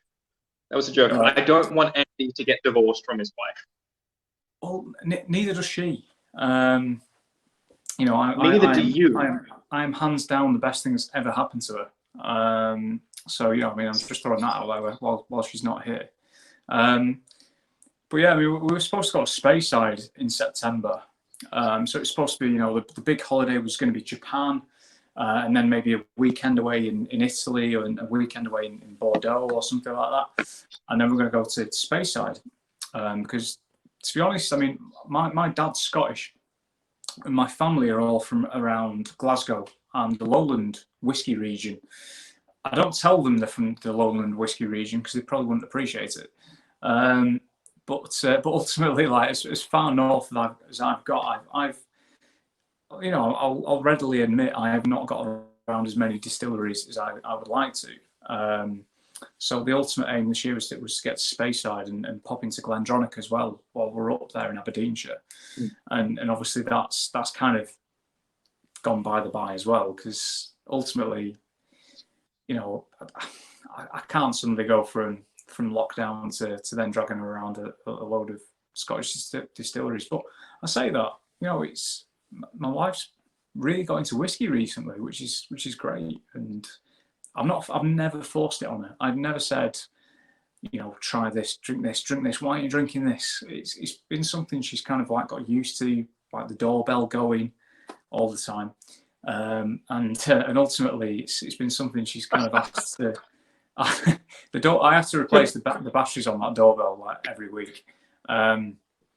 But yeah, like recently she started getting into whiskey, which is really cool. It's really exciting for me because it's given me a bit of an outlet to be a bit like I was at the start of my whiskey journey. I was trying different things, and I mean, she hates the smoky stuff. She just still doesn't like me drinking the smoky stuff next to her. But it's really cool for me to say sort of like, do you want a drink? And she's like, yeah, I'll have a whiskey. I'm like, well, what do you want? What are you in the mood for? And I get to come down here into my little dungeon and kind of pick something out, and I get a little bit of a thrill from a drinking it. It's really cool. I'm really excited. So eventually, when this is all over and we've travelled a little bit more, hopefully we'll get up there and start to explore some more whiskies. It'll be really exciting. Hopefully you will. And you mentioned Australia on that list. Yes. I'll be honest, I don't know when Australia is going to open its borders to non-citizens. I'm keeping track as best I can. It's definitely going to be next year.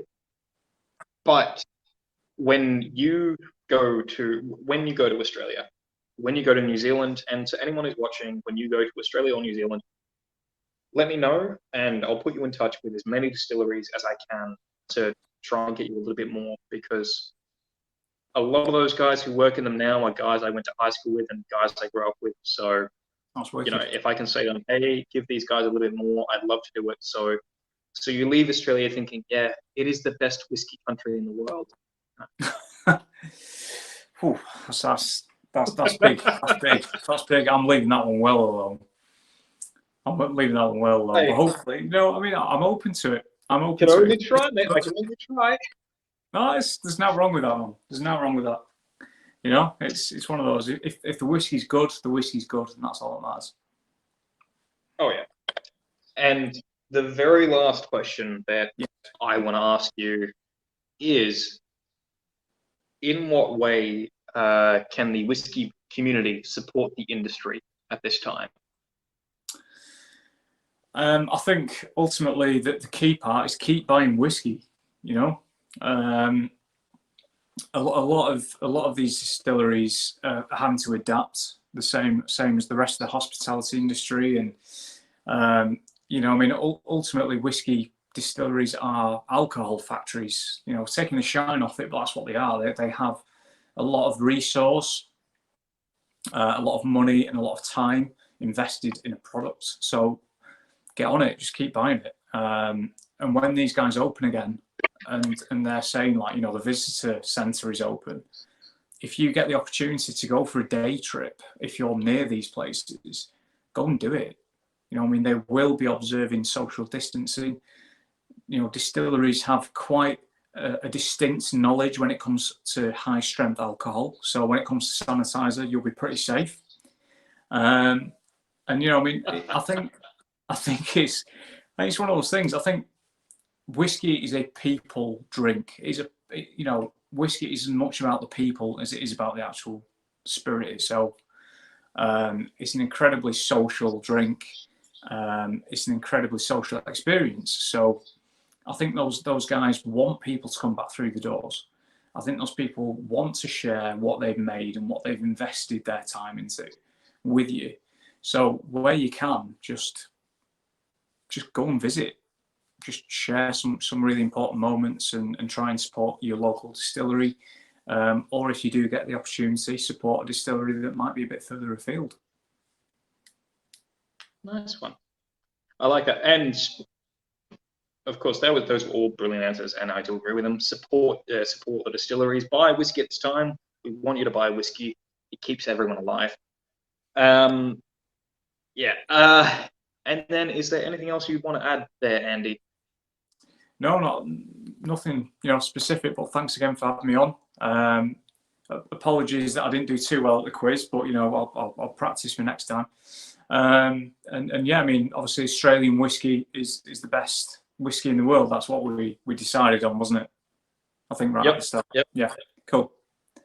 Andy is not being paid or threatened or extorted for that view. It is simply his view as a whiskey figure, I guess. I don't know what to call you. I'll say that. That's probably the nicest thing anybody's ever said. As a pillar of the community. There you go. I mean, let's not get carried away. We want people to believe this. All right. We want people out there to believe what we're saying. But no. Thanks again, mate. It's been great to be on. I had a really good time. Really enjoyed it, and it's been nice to interact with someone. You know, it's nice to sort of like keep this conversation going in the community. It's really cool. No, it was great to have you on. Like, I love tuning into your Instagram, your YouTube stuff. It's fantastic. I miss you live, unfortunately, a lot of the time, but I do catch up with you on YouTube, and it's absolutely brilliant. And as per the quiz, I'm going to point out you are above the average. Don't worry about it at all. I'll take that. Above average. Yeah. That means a lot to me. That probably means more than you can appreciate. Above average. I'll tell you what. I think the three best people one is Jane Sawford in Australia, and Jane is amazing. The other is everyone's favorite Boutique Dave. He got everything. Dave got everything. Of course, Dave's amazing. Dave's just an absolute machine, you know? Dave is a machine. And then the final one was Billy Abbott of the Whiskey Exchange. Again, but whiskey legend. Yeah. But you did better than the average. Do not worry about it at all. One day, I promise, I will actually make like a leaderboard for this shit. Oh, don't. One day I'll do it. If you do, can you give me like 3 weeks notice, and I'll get a list of every distillery that I've ever come across, and I will mix all the letters up, and I'll spend weeks revising. And I'm like, right, come on, Marcus, ask me on. Let's do it. Because otherwise, I actually meant that I would take your answers from this. Oh man, is that not what you thought? We'll see what we can do. But, dude, thanks so much for coming on today. No, thanks. It was great to have you on. You were an absolutely fantastic guest, and I love chatting whiskey with you. The English whiskey scene, as we mentioned, is fantastic. To anyone who is watching this and does not know about the English whiskey industry, you need to become a part of it. It is amazing, and it's only getting better, as Andy has said.